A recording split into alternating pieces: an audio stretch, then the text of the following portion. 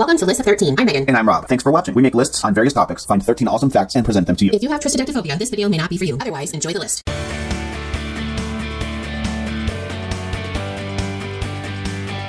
American rock group Creedence Clearwater Revival, also known as just Creedence, or CCR, was founded in El Cerrito, California. During the band's most productive and successful years, which spanned from 1969 to 1971, they released 5 consecutive top 10 albums in the US, 2 of which, Green River, released in 1969, and Cosmo's Factory, released in 1970, peaked at number 1 on the Billboard 200 chart and 14 consecutive top 10 singles, many of which were double A-sides. We're pleased to bring you today 13 facts about Creedence Clearwater Revival you probably didn't know. Number 1. The original name of the band was not Creedence Clearwater Revival. In 1959, John Fogerty, Doug Clifford, and Stu Cook, who were school friends, collaborated for the first time as the Blue Velvets with John's older brother Tom Fogerty on vocals. 1964 saw the band renamed the Gollywogs. Well, I'm sure glad that they didn't stick with the Blue Velvets or the Gollywogs. I feel like somehow their music wouldn't have taken them as many places as it went. I could see that. Number 2. The term Creedence Clearwater Revival has no meaning. The name Creedence was used to refer to a buddy of Tom Fogerty, named Creedence Newball. Clearwater, originating from an Olympia beer television ad. Additionally, Revival was a reference to the band's 1967 comeback following a 3-year break brought on by military obligations.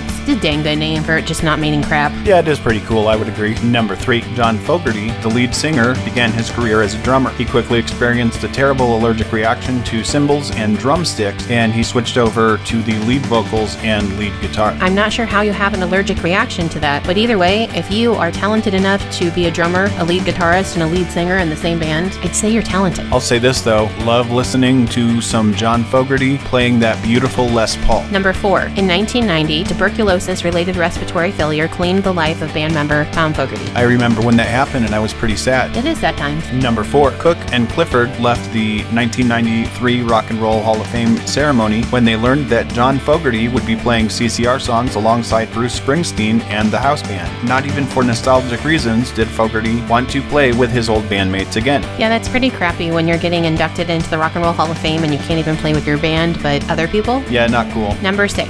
Creedence Newball and the Ruby was the moniker the band almost used. I really like Creedence Clearwater Revival better. I think they made the right choice. Clearly, they have a string of terrible names that they gave up. Thank goodness. We want to thank you again and tell you how much it means for you to watch this video. We would really appreciate if you do some things to help our channel grow and reach more people. We would be so grateful for you to subscribe to the channel, like this video, ring the bell, and share this video with your friends. As a result, YouTube will share our video with more people. Number 7. On April 14th, 1970, the band performed for the first time in the United Kingdom at London's Royal Albert Hall. Well, that's fun. I mean, there's no reason that they shouldn't go to Europe, but they also don't seem much like a European band. Either way. Number 8. CCR released 5 singles in America, the first of which, Proud Mary, peaked at number 2. No other band has ever reached the top of the charts while having so many number 2 hits. That is a pretty crazy thing. I agree. Number 9. Right after the Grateful Dead's performance, Creedence Clearwater Revival took the stage at Woodstock at 3 in the morning. They were so dissatisfied with their performance that they banned it from being used in any footage or promotional materials for the Woodstock movie. That's crazy, but I mean, it's also 3 a.m., so maybe you shouldn't be so hard on yourself. Also, I'm not sure anybody was coherent enough to know what was going on and whether it was good or not. True. The thing I'd have to ask, though, because the Grateful Dead have a reputation for doing this, were they actually supposed to go on at 3 in the morning, or were they supposed to go on at like 11. midnight? 11. But Jerry was just there doing his jam band thing that he does. Number 10. In 1995, Stu Cook and Doug Clifford reformed the band without John Fogerty and renamed it Creedence Clearwater Revisited, much to John Fogerty's vehement objections. To stop the usage of the name in the act's performance of the classic CCR songs, Fogerty sued his 2 former bandmates. You know, that was a really great band, and it makes me sad that there is so much animosity between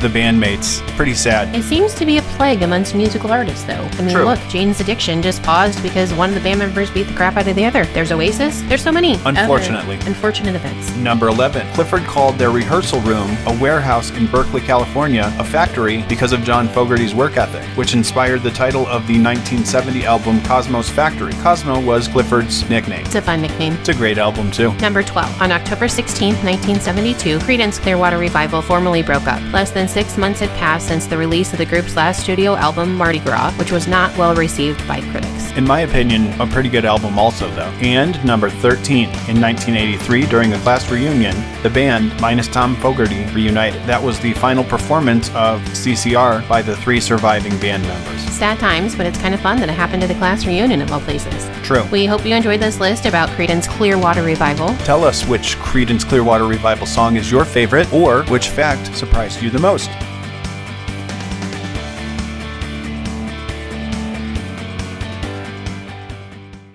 Thanks again for watching. If you have an idea for a new video, tell us in the comments. We'll mention you if we do it. We hope you have an awesome day. And please be kind to each other.